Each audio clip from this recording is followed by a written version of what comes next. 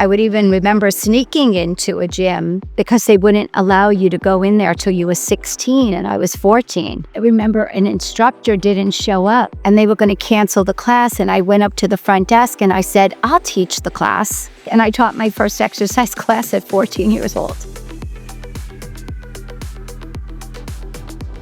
Hi, my name is Mina Kim, your host of the Klickline. I've worked on Wall Street for over 14 years. Then I built out Orange Theory Fitnesses and sold them to a private equity firm. And upon that exit, started investing in women and minority startups, as well as advising women who are getting divorced with financial consulting and strategy. Hey guys, you know what's the best way to get in touch with your friends? Sharing an episode of the Klickline podcast. So don't forget to like, subscribe, and share the episodes, and let me know what you think in the comments. Welcome to today's Klickline podcast. Today I have a very special guest, Lavinia Errico. She is the co-founder of Equinox Fitness, founder of the Inside Out movement, principal in First Point Partners, and pioneering JoyLift creator. At Equinox, she disrupted and revolutionized the fitness industry by introducing the concept of wellness and seeding their clubs with Eastern practices, bringing meditation and yoga classes to the masses, and every single workout you can think of. Both personally and professionally, Lavinia has always been at the forefront of paradigm shifts in fitness, wellness, and mindfulness. She's an entrepreneur, a speaker, founder, advisor, mentor to many, many founders out there, an all-around amazing person. Welcome to the Klickline podcast, Lavinia. Thank you so much, Mina. So sweet. I'm so happy to have you here. I'm so happy to have met you. And you are just a shining bright light and have an amazing presence and energy. So I'm so grateful that you made the time. So before we get started on how Equinox came about, curious to hear about your background, what career you were pursuing before all of that, and what were your goals, growing up? So I feel like I had a very colorful, so to speak, childhood. I mean, first of all, I have a twin. I have a twin brother. Mm-hmm. So we both came into the world together. And then I have a brother a year younger. And then I have two twin sisters a year younger. Yes. Oh my God. Yeah, I think you're getting a picture. And then I have a sister who's a twin. So really, my mom had 5 children in 2.5 years. Wow. Yeah, 5 children in diapers.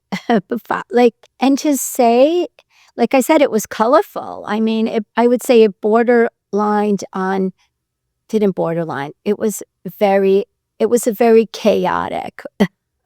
There was a lot of chaos in my life, and probably in what I thought at the time was amazing. It was just, the household was a bit crazy. For me, to get out of that craziness, I chose dance.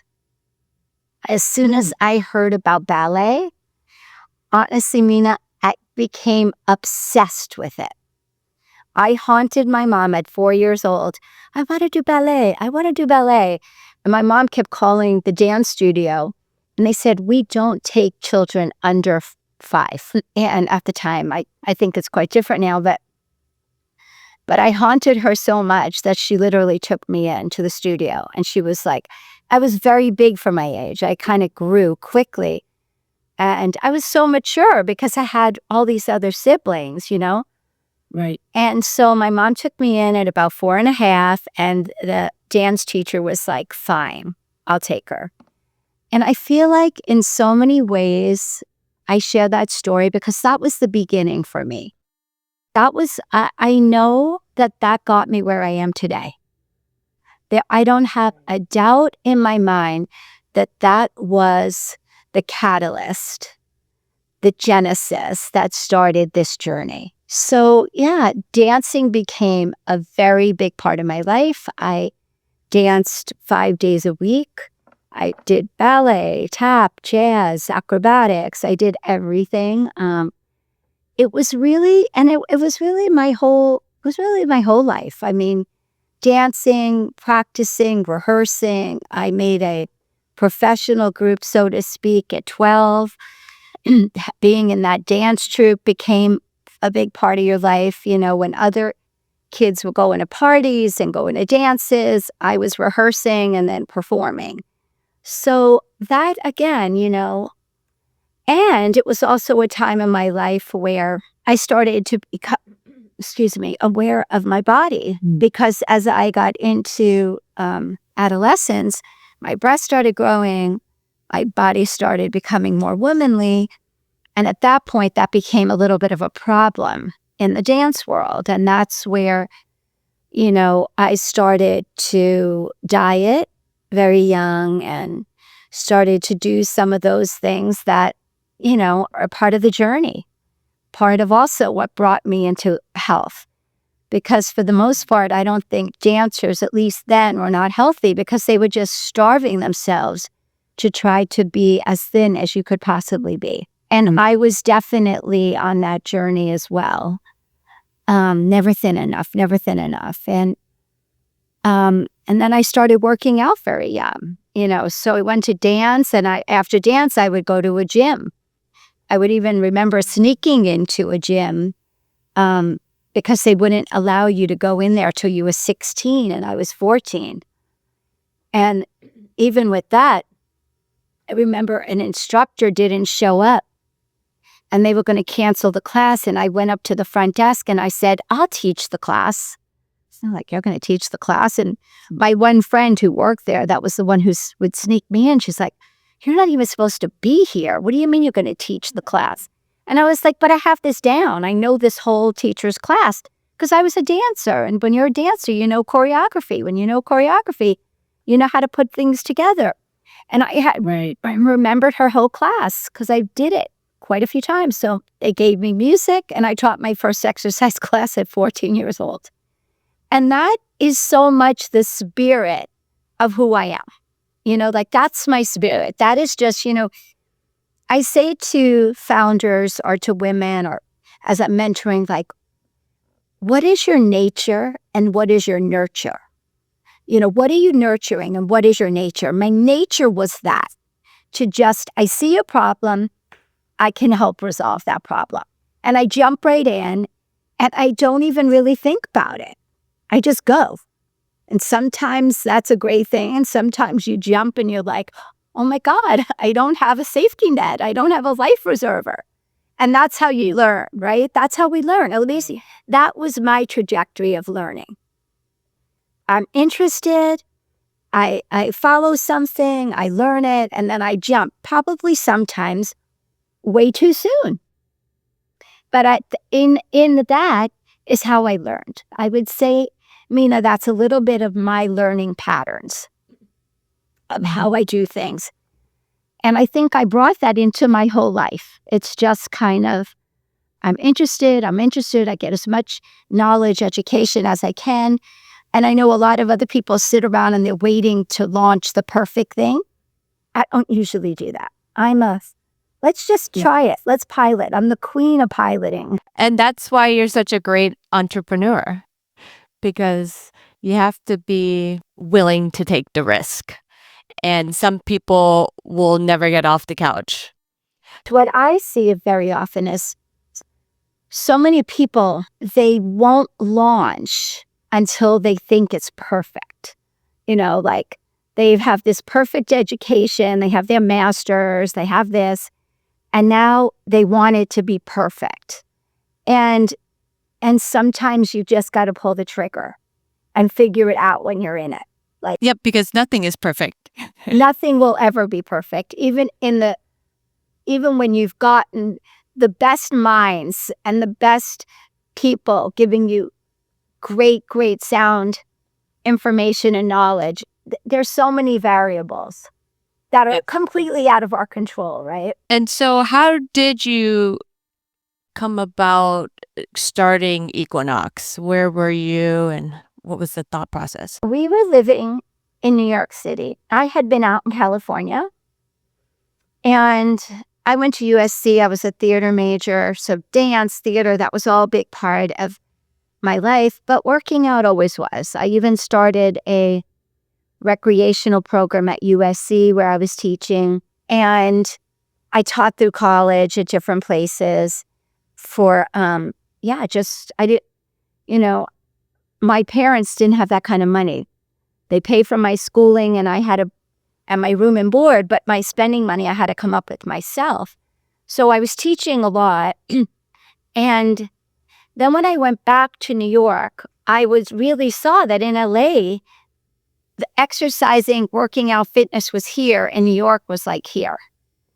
LA was just so much ahead of New York City.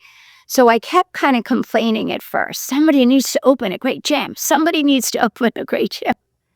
And I got into the executive program with Lancome, kept working my way up in corporate, in cosmetics and beauty. And quite frankly, I loved it. I learned a lot about branding and marketing and customer service and just how to touch, move, and inspire clients to love your product, to become loyal to your product. So that was a great training ground for me for about 4 years. Being in that market was amazing. And I do really always say that my 4 years in the beauty industry corporately, I brought that into the fitness industry. And I really believe that was a big part of our initial success for sure. I believe. So after us complaining, we kind of looked at each other, myself and my 2 brothers, who were also feeling frustrated as well, that we didn't have a great place in New York. And it's kind of happened organically, at least the way I remember it. My brothers were builders and they were very entrepreneurial. They had their selves into a lot of different businesses, little, parking lots and delis and doing construction. But my brothers were athletes. So a big part of their life and lifestyle was working out. So we're all in New York and we're trying to figure out where we're going to work out. And I'll never forget, they worked with this tiling, a guy that owned tiles. And he said to my brothers, hey, I have this building outside in New York City. It was a gym that was in it and they went out of business. Why don't you guys take it? You look like you would belong in the gym business, because they were like very athletic. And it's really amazing, because sometimes that's all you need is just in a completely different aspect. Somebody says that I have a building. They already have it designed as a gym. They didn't make it. Why don't you go see it? So my brothers took me up there and we looked at it. And it was a women's gym, but it was really nice. Like, they did a great job. It had a built-in pool and, and we were like, oh, yeah, it was really nice. And we were like, maybe, let's give it a shot. And it was literally like that. It was just as simple. It wasn't like sitting around, creating this and talking about it for months and months and months and creating, like, it was that organic and that natural, because I believe it was coming through us, because it was what we wanted. We wanted that. And we were already working and having our hands and learning and growing and learning and growing. And we were already in it. We were in our mid, like 27 years old, like towards our, 20s. And that was really how it started. We opened our first gym outside. I always say, in Shark Tank language, it's kind of our proof of concept. That was like my proof of concept, first club.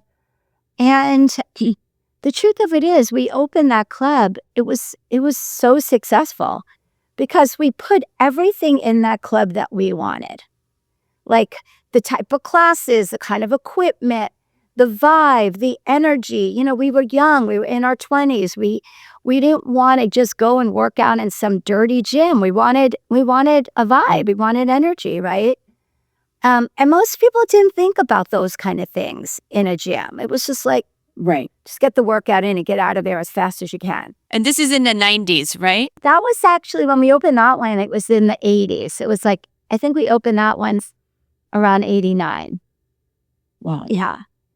And and then we opened our first Equinox in 91. So, from the time we opened that one, and then I would say like a year later, we started negotiating on our New York City location.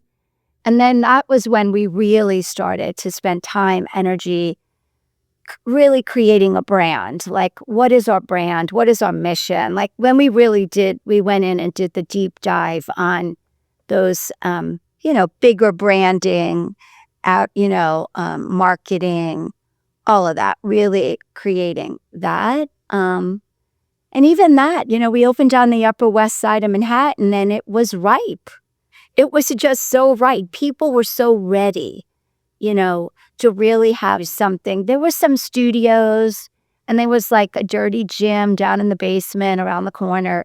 So there was some action, and people were using the park to jog. So it wasn't like people weren't working out at all, but there wasn't something, especially on the Upper West Side, that had it all. And that was what we wanted to do, was to give them something they hadn't seen. And even with that, like when I look at it now, I remember standing in front of Equinox. It was on 76 in Amsterdam. It was like 3 days before we were opening. And we already had close to 1,000 members signed up before we were even opening. And I remember my one brother, we were standing in front, and he looked at me and he goes, "Do you think we're going to be successful?" And I by nature, I am my son calls me poly-positive, but I do think that by nature I am that. I am like, but I don't even know how I knew it. It was like in the gut of me. I was like, I don't know how to explain this, Danny. Here's my brother I was talking to. I said, but I think we're going to be like fiercely successful. Fiercely. And it was a feeling. I can't explain it. It was just a feeling that I had. Now, that doesn't mean that we did not work fiercely hard and massively hard, because we did. We worked. But it was a feeling that I just knew that we were onto something, Yeah, 1,000 signups before opening is amazing. But it wasn't even that. It wasn't even just that. I can't explain it. It was the energy around it. Energy. Yeah, like we were literally like, even the guy that ended up coming and working with us, he lived in LA. He was a big marketer, brander. And Tommy Hilfiger brought him in to rebrand his brand. And he just like saw us on a stoop talking. And one day, and then saw us again. And then the next day, my brother was out there, and he went up to him and he goes, "Who are you guys?" And he was roller skating around. And, I feel like we've just kept attracting great stuff. Like we start attracting great people that wanted to do stuff with us. And it, that's why like energy is so important. And also when you're doing something that's so authentic, like we didn't build Equinox, certainly not the first 5 years. We didn't even think about how much money we were going to make. Like that was never in our sphere. Like we weren't thinking we're going to get rich on this, we're going to get that. Like, oh my God, we're going to have a big end, we're going to scale, we're going to like. Right. That wasn't in the plan. We didn't think about that. We were just so into what we were doing. We loved it, and we just like, one thing would bring to the next, and it just became this epic thing that just kept expanding and bigger. And first it was just the gym, and then it was the gym in the store. Then it was, a wellness center. Then it was a Medi Spa. Then it was a spa. Then it was the Equinox Fitness Training Institute. Then we had physical therapy. And then we did a whole weight loss program. And then we did a vitamin program. And then we were doing an adventure travel program. Then we opened up a freestanding store. I mean, it just flowed in the most magical way, because of hard work and focus, but also because of, I love the word enthusiasm, because when enthusiasm means with spirit, when you look at the root, it's like with spirit. I feel like everything we were doing was just with that, with spirit, with love, with more, with curiosity, with wanting to get people results. It just came from that place. And that's why I will not work on a project ever, Mina, if I'm not in that zone. Like if I am not in that zone, I am not going to advise. I'm not going to be on the board. I'm not going to mentor. I'm not going to consult. That's what I look for. If I'm not in that place, and even if the founders aren't in that place, then they're not going to be the right people for me. Because that's really the energy, the vibration, the way something is built that really resonates with me, and how I want and how I choose to collaborate. I totally agree. As I'm also investing in startups and have a couple of different businesses that I'm involved in, whenever I get involved, I want to be passionate about it. And the passion for it way exceeds anything else, and is way more rewarding at the end. So that's super important for me too. When I see a product, is this something that I'm willing to use or want to use? And that's also a determining factor for me. Yeah, I totally agree with that. And I always know about products, because when someone gives me a product, and I get so many products, as soon as I'm at the end of it, I go to buy it. I'm like, oh, I got to buy that product. Then I know I'm in. But if it's like, oh, that's a good product, let me get my assistant to call and get them to send me some more product. I like it, but I have to be willing to not want to run out of it because I want to keep using it, and be willing to actually pay for it. Then I know, that's the product for me. Yes. For sure. And so what are some challenges that you experience that could help future founders as they're building out something? I don't even need to share that from Equinox, because there's been so many other projects that I've been on since that, and I can just kind of infuse them all in. I would say in everything, if it's Equinox or any of the other brands that I worked with, is some of the biggest challenges were building the team out in a way where people could really work together. Sometimes I find that even when I go into teams now, it's like I sit there and I listen to them, and there isn't harmony within the team. Everybody's working in their own. And I really think that tends to be a really big problem. And what I have found is sometimes founders, they actually like to work against each other because they think everybody's going to work harder. They'll work harder if they want to actually outperform the other team. I've seen that in certain businesses, and I'm like, that's so old school. That is the way business was done 30 years ago, out of scarcity and fear. And, so-and-so thinks that what you did yesterday wasn't really up to par.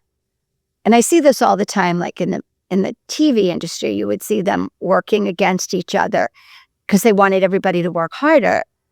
And so what I would say is to really understand that harmony really is the best way to really build up the business. And also for everyone to kind of understand the thread that brings it all together. I think sometimes people work on these silos independently. Yeah.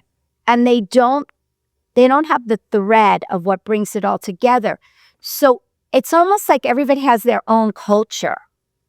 But then when you try to weave it together, it's just not, it's not coming in this wonderful, delicious, amazing soup that's been, cooking for hours. It's almost like, oh, I taste the broth. Oh, I taste the chicken. Oh, I taste the potatoes, instead of it all coming together and you just eating this, soup that you're like, I don't even know what's in it, but everything is, it's the most magnificent thing. And I think sometimes that I see that being a problem of not knowing how to lead that, to really weave it in. Yes. Weave it all in.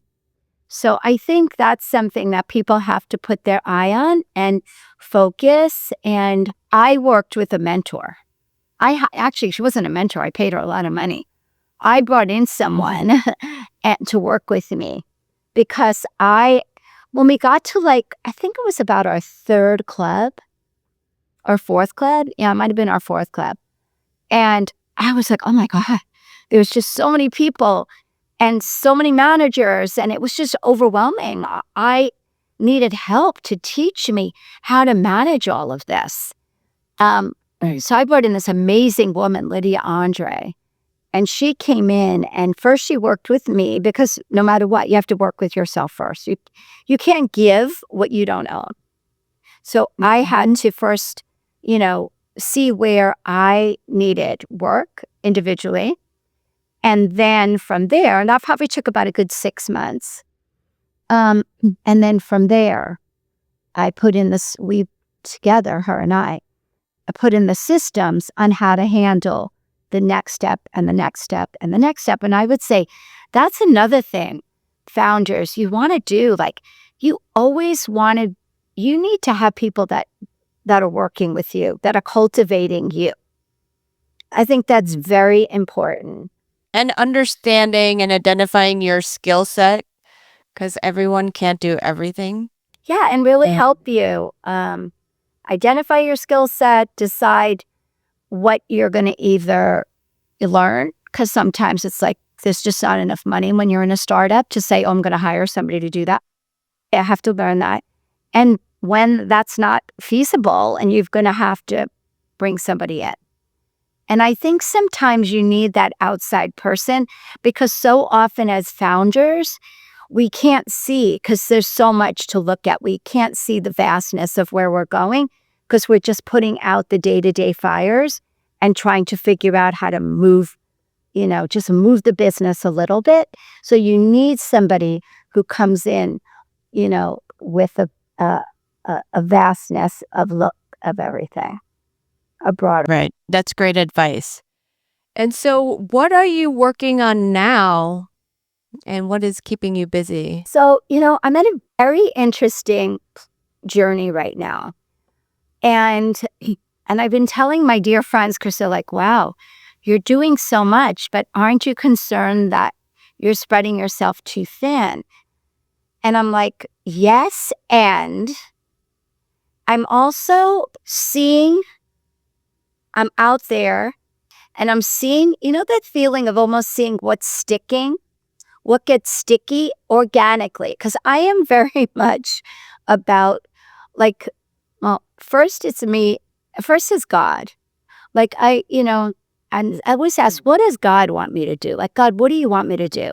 How do you want me to use my resources, my brain, my heart, my spirit, to make impact? I'm all about impact. So I'm always asking, and I always say, I trust God that you're going to bring me to the place I need to be. So what happens, especially in like the last 4 months, God is bringing a lot of things to so much that I'm like, okay, let me learn about this. Let me get more information on this. Let me dive in and see. And that's what I've been doing, and it's been very interesting. And the interesting thing is, Mina, is for me, there's always a thread, like meaning it's always impactful. It's usually always good for women and it's good for the planet. So everything that is coming in is kind of in that space. And yeah, it's a very interesting time for me. My promise to myself is that by the end of June, I will make a decision exactly where I'm going to be, so to speak, put in what baskets. And that's what I've decided for myself, that, that the end of June, I will decide exactly where that's going to be. And what about JoyLift? Yeah, JoyLift, I'm moving that along, and it's something that I'm very, very passionate about, the layers of it. And the thing that's interesting with it, it's getting threaded into every single thing that I do. Because what JoyLift is really about is emotional regulation. And we move very often as women, we're moving our bodies to change something, to force it, to change it, to lose weight, to get skinnier, to get thinner, to get more muscle. Like, we're never moving our body to literally just regulate our nervous system. And when you learn to do that, it's pretty miraculous what happens. Number one, your mindset is so much better. It's calmer. It's clearer. You can make decisions better. Your emotional well-being is more stable. You're not getting so reactionary. You're not taking things so personal. Your energy with your husband, with your wife, with your children, with your coworkers is better. So I'm so committed to this and to guide women on this journey. That will never change, regardless of what I'm doing. I will always thread that in. I guess I just haven't decided if I'm going to make it 100% a freestanding business, just because there's been other things that are coming in that, Be Sound, where I'm working on really making such an unbelievable impact for women in early detection for breast cancer. We're changing the way young women especially understand their breasts, take control of their well-being. And I'm working really with the team, infusing the whole preventative part of it. Well, regulating your nervous system is part of preventative cancer. Because if you were like this the whole time and you have a nervous system that's constantly jacked up, there's no way that you're going to be able to be calm and relaxed and be able to be really healthy. So, and I think the interesting part of where I am in my life is that, when you're young, it's like you want to own everything. It's like, I want to be the founder, the owner, you want to win. The one that has the most goods at the end's the winner. At my age now, it's like, where can I have the most amount of impact? Where can I contribute? Where can I serve? I'm at such a different stage of life that I don't have to drive it and force it. And I'm going to make JoyLift work regardless. And because I could do that, trust me, I could be out there raising the money is not a hard thing I could do that. Mm-hmm. But I don't want to do that. I want it to happen organically. And what I'm realizing is, as I'm infusing this into all these different areas, I just got finished doing an 8-week bereavement group. of women whose family members have either died from overdose or suicide. And they've been doing very traditional therapy. And I came in, and for 8 weeks, I introduced this. And every one of them were like, why did we not have that right from the beginning? Oh my God, it's like all this sadness and grief and anger has just been living in our bodies. Like, oh my God, I wish we could have been doing this simultaneously with traditional therapy. Right. And so the audience knows what JoyLift is. Could you explain? JoyLift is actually it's a modality that includes movement, but very intentional movement. It's not like in real exercise class. We move with breath. We move the spine, because the spine, every organ's connected to the spine. We move the lymph in a very intentional way. We visualize, we visceralize, we literally, we do a lot of deep breath work. We hold our breath, we pump, we get the dopamine and the serotonin going. We release the energy where we say it, I release, I let go. I release, I let go. We have a big somatic release where we're literally releasing the energy, the fear, the worry, the shame, the grief. We're releasing it off of the body. We let it go. Yeah, and you literally feel your arms tingling, your stomach tingling. You feel the energy. So one woman said to me, it feels like little ants are crawling all over my body. And that is the nervous system literally releasing the energy out of the body, right? So now I even call it the little ants. I used what she said, So I see the good that this is doing, Again, we hold so much shame. There's a whole book called The Body Keeps the Score. We know that. And women are more emotional. We're emotional beings. We're twice the amount of our counterparts, the male, right? So we need to do things different. We need to do things differently. So we do that.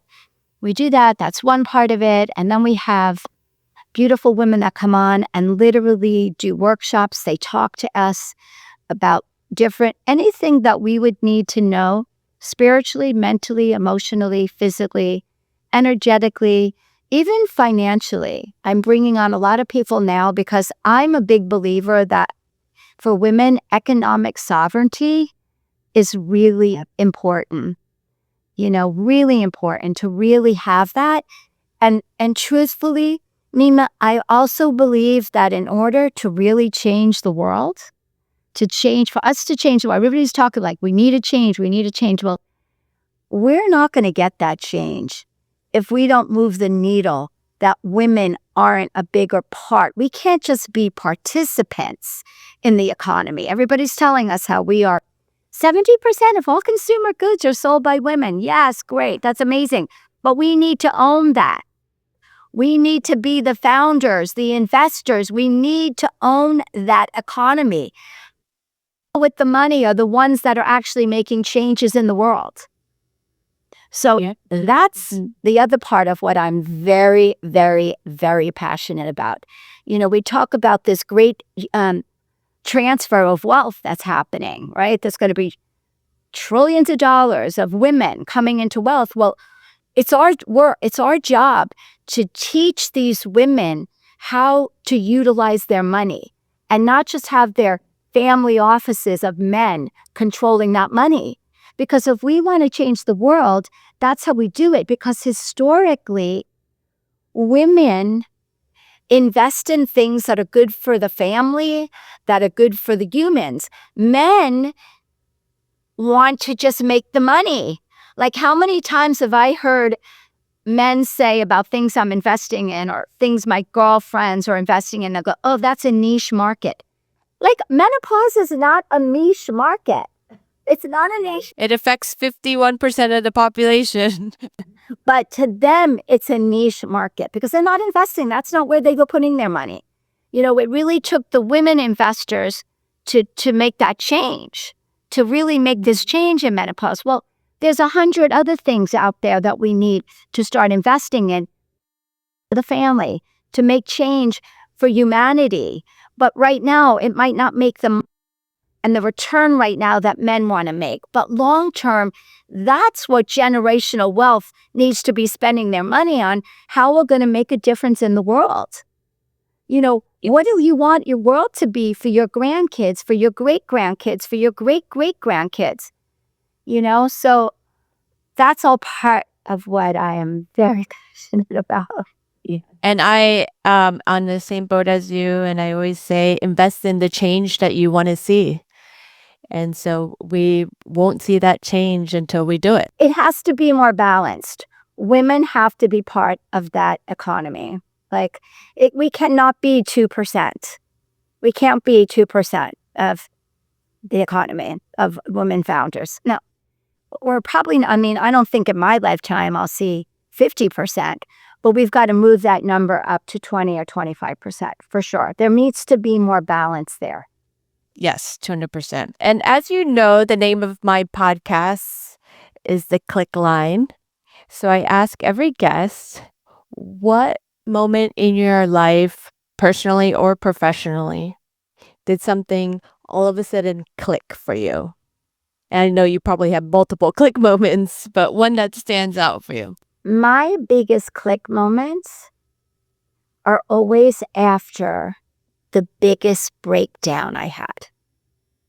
When I have a breakdown and I'm at the bottom of what I call the snake pit, and I crawl myself out of that, right? Spiritually, mentally, emotionally, get it through it, work through it, resilience. When I get to the top of that, all of a sudden it's like I see everything different. I see life different.